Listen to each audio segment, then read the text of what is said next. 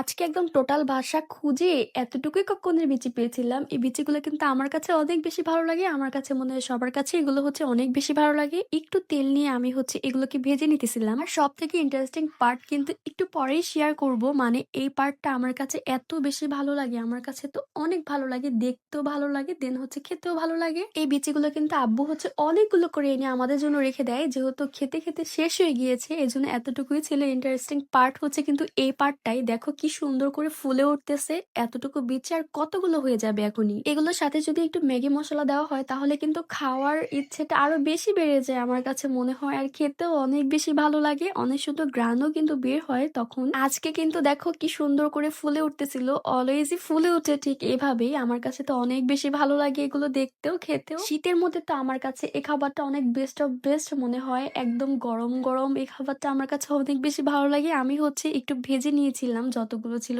ততগুলোই। আমার বাসার বাচ্চারাও কিন্তু এগুলো হচ্ছে অনেক বেশি পছন্দ করে। আমার কাছে মনে হয় সবাই হচ্ছে পছন্দ করে। ইয়ামিন তো একদম ২ হাত ভরে নিতেছিল। ও তো খুশি হয়ে গিয়েছিল এগুলো দেখে। আমার কাছেও কিন্তু খুবই ভালো লাগতেছিল। আমিও হচ্ছে একটু খেয়ে নিতেছিলাম। সো আজকে ভিডিও তো এ পর্যন্তই। তোমাদের কাছে কেমন লাগলো অবশ্যই জানিয়ে যাবে।